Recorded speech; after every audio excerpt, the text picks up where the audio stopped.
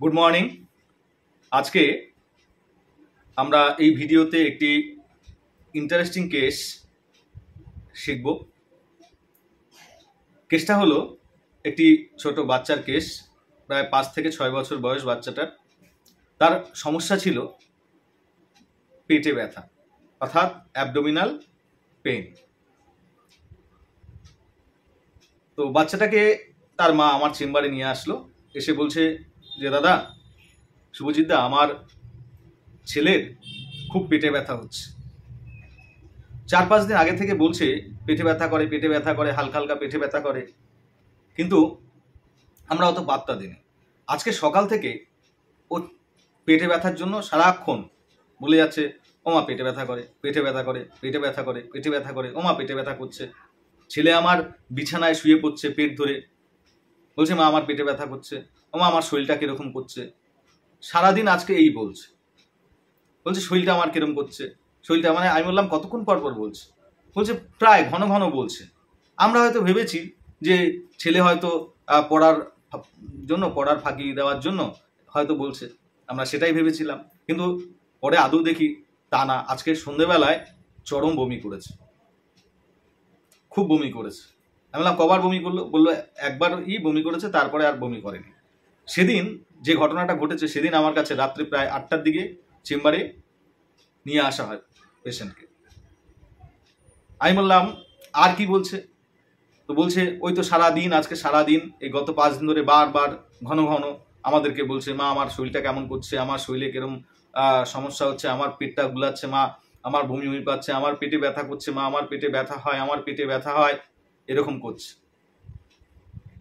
আর বলছে এই যে তোমার কাছে আজকে নিয়ে আসছি, তো আসার আগে বলছে মা প্যাকেটে করে আরো জামা নিয়ে নাও, প্যান্ট নিয়ে নাও। আমি বললাম কেন? বলছে ওই যে বমি করবে। আমার ছেলে আবার খুব ছুচি বায়ু গ্রস্ত, হচ্ছে খুব ফিটফাট থাকতে পছন্দ করে।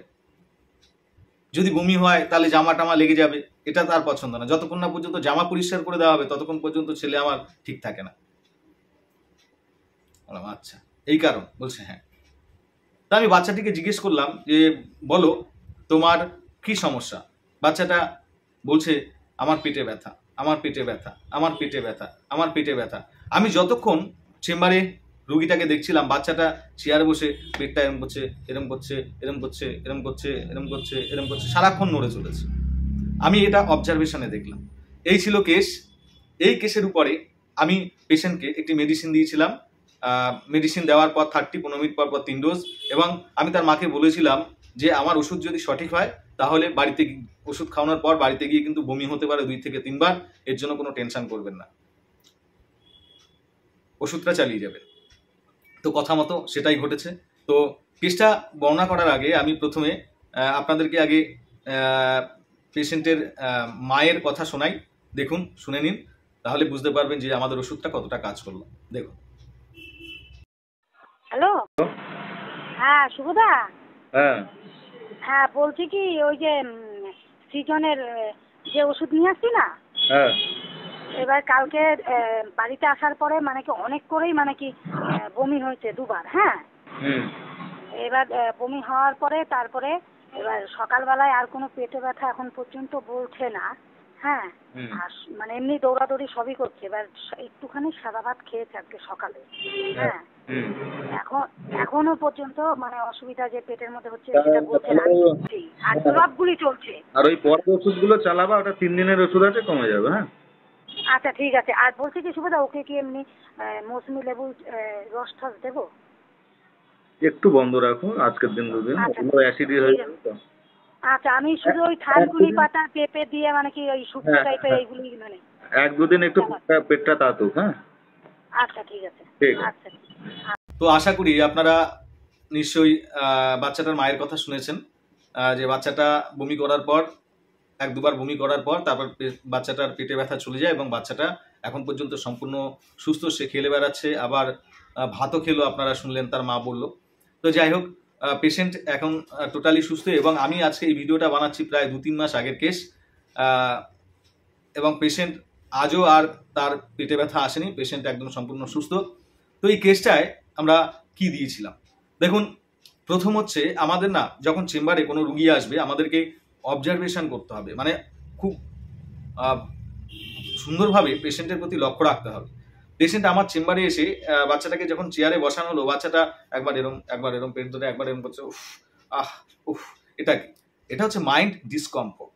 আপনারা ডিসকমফোর্ট রুব্রিকটা সার্চ করে দেখবেন, রয়েছে সিনথেসিসে বা রেপার্টরি, আপনার কমপ্লিট রেপার্টরিতে যাবেন, কমপ্লিট রেপার্টরিতে গেলেও দেখতে পাবেন। তো ডিসকমফোর্ট মানে হচ্ছে কি অস্থিরতা, যেটা হচ্ছে আমার শরীরের ক্ষেত্রে সাবলীল নয়, মানে অস্বস্তি একটা।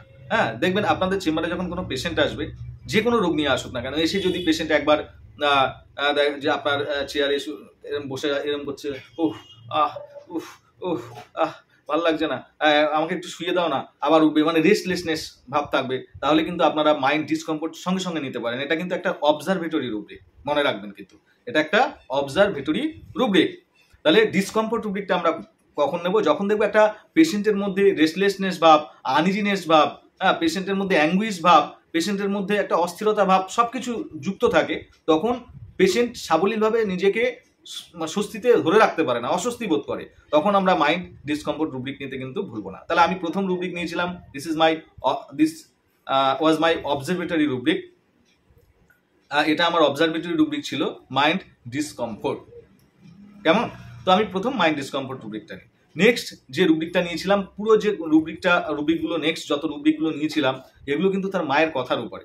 তার মা বলছে 3-4 দিন ধরে ছেলের ব্যথা, ছেলে বারবারই বলে, আমরা অত পাত্তা দিনই ভেবেছিলাম ও পড়াশোনা করে, হয়তো ফাঁকি দেওয়ার জন্য পড়তে টড়তে যাবে না এই কারণে, কিন্তু আজকে সারাদিন সকাল থেকে শুধু বলছে, মা আমার ব্যথা করছে, মা আমার ব্যথা করছে, আমার শরীর কিরকম অস্থির লাগছে, আমার পেটগুলো হচ্ছে, আমার বমি পাবে, মা সারাক্ষণ এইসব বলেই যাচ্ছে, একটানা বলছে, মা আমার পেটে ব্যথা করছে, মা আমার পেটে ব্যথা করছে। এটা কি? কোনো পেশেন্ট যদি অনর্গল তার রোগের কথা সারাদিন ধরে আপনার সামনে বলতে থাকে, তাহলে আমরা আপনাকে অভিযোগ করছে না, তাহলে মাকে বাচ্চাটা অভিযোগ করে চলেছে, আমার ব্যথা হচ্ছে, আমার ব্যথা হচ্ছে, আমার ব্যথা হচ্ছে। এটা কি? এটা হচ্ছে মাইন্ড কমপ্লেনিং। তাহলে কমপ্লেনিং করলো কি নিয়ে? তার ব্যথা নিয়ে। Mind complaining pain of. কি বললাম? Mind complaining pain of. তাহলে আপনারা সুন্দর রুব্রিক নেবেন, মাইন্ড কমপ্লেনিং পেইন অফ। তাহলে বুঝতে হবে যে পেশেন্ট অভিযোগ করছে কিনা, পেশেন্ট আবদার করছে কিনা, পেশেন্ট কান্না করছে কিনা। পেশেন্ট এখানে অভিযোগ করছে, তাই আমরা মাইন্ড কমপ্লেইন নেবো। কিসের অভিযোগ করছে? ব্যথার, pain of. Simple, mind complaining pain of. তাহলে আমরা রুব্রিক নিলাম next, mind complaining pain of. আর কি? সারা দিন ধরে তার স্বাস্থ্য সম্পর্কে সে বকবক করে চলেছে মায়ের কাছে। এটা হচ্ছে মাইন্ড লোকাসিটি হেলথ অ্যাবাউট। মানে লোকাসিটি মানে কি? বাচালতা।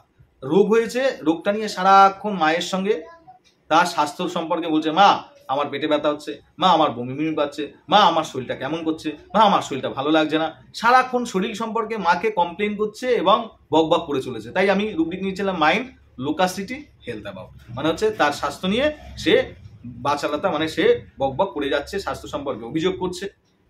Simple rubric. আর সব থেকে সুন্দর রুব্রিক এই কেসে যে, মা ডাক্তারবাবুর কাছে যাওয়ার আগে তুমি কিন্তু ওই আমার জন্য জামা কাপড় এক্সট্রা নিয়ে নিও ব্যাগে করে। আমি তার মাকে জিজ্ঞেস করলাম কেন? বলছে যদি ছেলে বমি করে, বমি ওর পছন্দ না, যদি গায়েটায় লেগে যায়, ও না নোংরা পছন্দ করে না, ও খুব খুঁতখুঁতে টাইপের, ও খুব ছুচিবাই টাইপের, ও খুব ফিটফাট থাকতে পছন্দ করে। This is mind fastidious. তাহলে এই 4টে rubric, mind discomfort, mind fastidious, mind loquacity health about, mind complaining pain of, আমি এই 4টে রুব্রিক নিয়ে পেশেন্টকে নাক্স ভূমিকা 30-15 মিনিট পর 3 ডোজ দিয়েছিলাম এবং তার রেজাল্ট আপনারা নিজে কানে শুনেছেন অবশ্যই।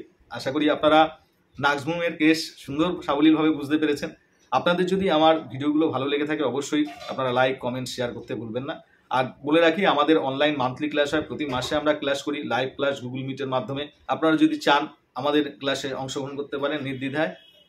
ক্লাসে অংশগ্রহণ করতে গেলে আপনাকে আমার ইউটিউব ডেসক্রিপশন বক্স থেকে নাম্বার নিয়ে যোগাযোগ করতে হবে, হোয়াটসঅ্যাপ করবেন, অবশ্যই আমরা আপনাকে হেল্প করব। সবাই ভালো থাকবেন।